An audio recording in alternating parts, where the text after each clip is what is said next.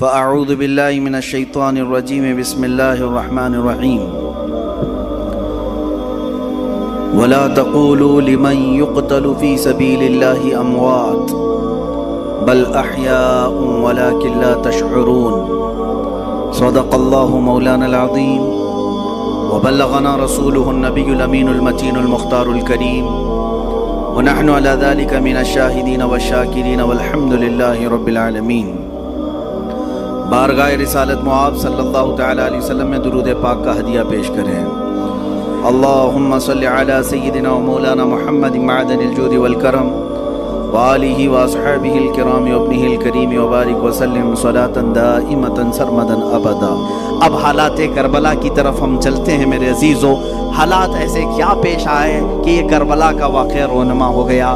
حالات ایسے کیسے آ گئے کہ اتنا بڑا سانحہ ہو گیا؟ میں آپ کو بتاؤں کہ حالات حضرت امیر معاویہ کے انتقال کے بعد سے خراب ہو گئے، بہت خراب۔ حالانکہ اس سے پہلے ہی خراب ہو گئے تھے، آپس میں جنگیں ہوئی، خانہ جنگیاں ہوئی، ایک دوسروں کی لڑائیاں ہوئی، میں ان سب کی طرف نہیں جاتا۔ مولا علی کرم اللہ وجہہ الکریم کی وفات کے بعد حضرت امیر معاویہ نے خلافت کا اعلان کیا، اور ان کی خلافت سن 40 ہجری سے لے کر 60 ہجری تک 20 سال تک چلی، اور 20 سال تک دمشق سے حضرت امیر معاویہ رضی اللہ تعالیٰ عنہ نے خلافت قائم کی، اور یہ چلتی رہی۔ اس دوران بہت سارے فتوحات بھی ہوئے ہیں، اسلامی سلطنتیں بڑھتی بھی رہیں، ان کا انتقال ہوا۔ اب جو معاملہ خراب ہوا وہ یہاں سے ہوا کہ حضرت امیر معاویہ کا بیٹا یزید تھا، وہ تھے صحابی رسول، حضور صلی اللہ علیہ وسلم کے سالے بھی لگتے ہیں رشتے میں، حضور کی زوجہ ہیں حضرت ام حبیبہ رضی اللہ تعالیٰ عنہ، جو حضرت امیر معاویہ کی سگی بہن ہے، اسی لیے حضرت امیر معاویہ کو امت کا ماموں بھی کہا جاتا ہے۔ وہ ام المومنین حضرت ام حبیبہ کے سگے بھائی ہیں۔ امیر معاویہ کا جو بیٹا تھا وہ ناہنجار تھا، وہ صحیح آدمی نہیں تھا، فاسق و فاجر تھا۔ ہاں یہ اور بات ہے کہ روایات یہ بتاتی ہیں کہ ان کی زندگی میں اس کا فسق و فجور ظاہر نہیں تھا۔ ان کی زندگی میں باپ جب تک تھے اس کی برائیاں، اس کی عیاشیاں ظاہر نہیں تھیں۔ جیسے ہی ان کا انتقال ہوا، تخت پر یزید بیٹھا۔ یزید جیسے ہی خلافت قائم کر لیا دمشق میں، اور ملک شام والوں نے سب بیعت کر لیا، یزید کو حاکم مان لیا، اس کو خلیفہ امیر المومنین تسلیم کر لیا۔ لیکن جو صحابہ تھے، بڑے صحابہ، انہیں معلوم تھا اس کے حالات خراب ہیں، یہ اچھا آدمی نہیں ہے۔ اس کا شراب پینا بھی ثابت تھا، اس کا نماز ترک کرنا بھی ثابت تھا، دن بھر اس کا بندروں سے اور جانوروں سے کھیلنا بھی ثابت تھا۔ یہ سب چیزیں جنہوں نے دیکھا ہے، کیا اسے اپنا حاکم تسلیم کر لیں گے؟ یہ ہمارا زمانہ نہیں ہے جو ہم کسی پاگل کو بھی حاکم تسلیم کر لیتے ہیں۔ ہاں، یہاں کسی ڈمرو بجانے والے کو بھی ہم بٹھا لیتے ہیں، گدھے کو بھی سر پہ بٹھا لیتے ہیں۔ یہ زمانہ نہیں تھا، وہ صحابہ کا زمانہ تھا، وہ تابعین کا زمانہ تھا۔ وہاں نماز ترک کرنے والے کو بھی حاکم نہیں بنایا جاتا۔ تو یہی معاملہ ہو گیا۔ یزید کی خلافت کا اعلان ہونے کے بعد صحابہ میں آپس میں یہ باتیں گردش کرنے لگ گئی کہ آخر اس کو کیسے تسلیم کیا جائے۔ اس وقت جو خلافت کے امیدوار تھے، جو اہل تھے، وہ اور بھی صحابہ تھے، جیسے مکہ مکرمہ میں حضرت عبداللہ بن زبیر رضی اللہ تعالیٰ، یہ حضرت زبیر کے بیٹے، حضرت ابوبکر صدیق کے نواسے، حضرت اسماء کے بیٹے حضرت عبداللہ، یہ مکہ میں تھے، وہ بھی خلافت کے اہل تھے۔ مدینہ طیبہ میں حضرت امام حسین رضی اللہ تعالیٰ عنہ تھے، اور حضرت عبداللہ ابن عمر بھی تھے، حضرت عبداللہ ابن عباس بھی تھے، حضرت عباس حضور کے چچا کے بیٹے۔ یہ بڑے صحابہ موجود تھے اس وقت۔ لیکن یزید نہ صحابی ہے، نہ حضور کی زندگی میں کبھی رہا ہے۔ حضور کی وفات کے 15 سال بعد تقریباً وہ پیدا ہوا ہے، 25 ہجری میں۔ اس کو جب خلیفہ بنایا گیا تو ظاہر سی بات ہے معاملات خراب ہو گئے۔ اب یزید نے طاقت کے بل بوتے، اپنے سورس کے بل بوتے اپنی خلافت کو قائم کرنا شروع کیا۔ اب اسے خطرہ جو تھا وہی مکہ سے تھا، مدینے سے تھا، اور کوفہ سے تھا۔ کوفہ میں حضرت علی کے چاہنے والے بہت لوگ تھے، کوفہ حضرت علی کے محبین کا ایک مرکز تھا پہلے سے، اگرچہ ان لوگوں نے پہلے بھی دھوکہ دیا ہے۔ حضرت علی کا انتقال بھی کوفہ میں ہوا، حضرت امام حسن کا بھی زہر دیا گیا کوفہ میں، یہ سب حالات ہوئے، لیکن وہاں چاہنے والوں کی کثرت بھی بہت تھی۔ اور اکثر ایسا ہوتا ہے کہ آج بھی چاہنے والے بہت ہوتے ہیں، لیکن کچھ غداری کرنے والے ہوتے ہیں، تو ان کو آج بھی کوفہ سے جوڑا جاتا ہے کہ کوفی تو نہیں ہے، یہ مسل مشہور ہو گئی۔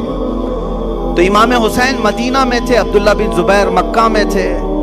یہ ان جگہوں پر سے خطرہ لاحق تھا کس کو؟ یزید کو، کہ اگر یہ لوگ بغاوت کر گئے، یہ لوگ اگر میری خلافت کو تسلیم نہیں کیے، تو ایک بہت بڑا طبقہ مسلمانوں کا ان کی طرف چلا جائے گا، اور پھر میری خلافت کو قائم کرنا بہت مشکل ہو جائے گا۔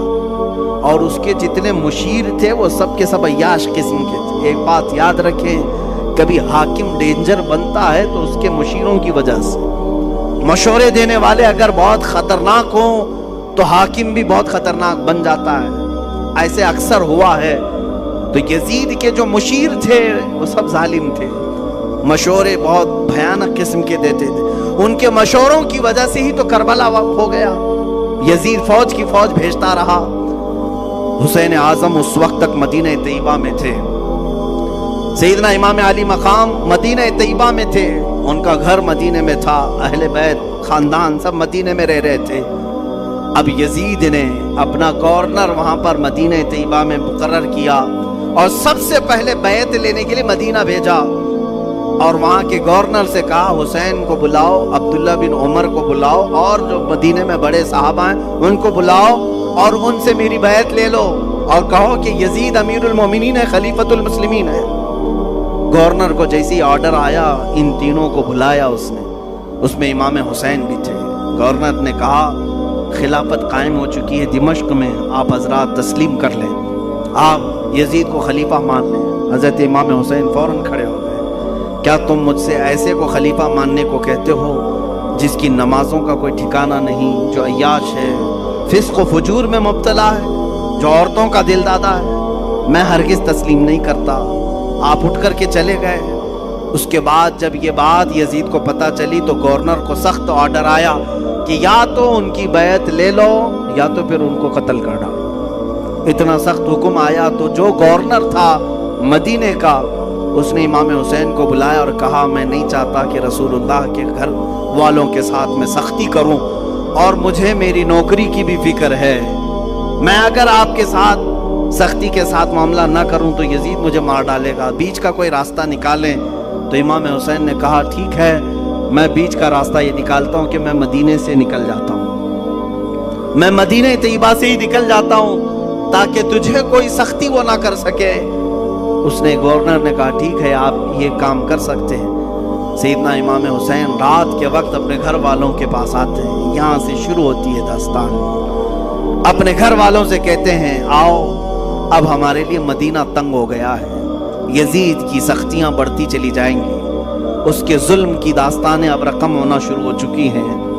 اپنے گھر والوں سے کہا ہم سب ہجرت کر رہے ہیں مدینہ طیبہ سے۔ سب نے پوچھا کہاں جا رہے ہیں؟ کہا مکہ مکرمہ جائیں گے، وہاں جا کر کے حرم کعبہ میں رہیں گے۔ حرم کعبہ میں کوئی جنگ و جدال نہیں کر سکتا، قتل و قتال نہیں کر سکتا، حرم کعبہ میں جا کر رہیں گے۔ آپ اندازہ کریں رسول پاک نے ہجرت کر کے مکہ کو چھوڑ کر مدینہ آباد کیا، ان کے نواسے کے ساتھ ایسا معاملہ پیش آ رہا ہے کہ انہیں مدینے سے ہجرت کر کے مکہ جانا پڑ رہا ہے۔ رات کے وقت اپنے گھر والوں کو اٹھایا، اور جتنے لوگ تیار ہوئے ہیں اس میں اپنے عزیز خاندان کے لوگ تھے۔ مدینے سے پہلے کچھ ہی لوگ تیار ہوئے، آپ کی 2 بیویاں ساتھ میں تھیں، آپ کے شیرخوار بچے حضرت علی اصغر، آپ کے جوان بیٹے حضرت علی اکبر، آپ کے بھتیجے حضرت امام قاسم، اور آپ کی بھتیجی، اور آپ کی اپنی بڑی بیٹی حضرت سکینہ رضی اللہ تعالیٰ عنہ۔ یہ سب گھر والوں کا ایک قافلہ نکلا۔ پہلے تو یہ لوگ 12-15 کی تعداد میں تھے، اور صبح کا وقت تھا جب مدینے سے یہ قافلہ نکلنے کو تیار ہوا۔ روضہ رسول پر میرے آقا کی بارگاہ میں امام حسین آئے۔ میرے عزیزو، اب پھر یہاں سے حالات ہمارے بے قابو کر جاتے ہیں۔ میں یہ چاہتا ہوں کہ اس بار کے بیانات میں اب ہم رونے دھونے کو فوقیت نہ دیں. غم حسین تو تڑپاتا ضرور ہے، لیکن ہم اپنے جذبوں کو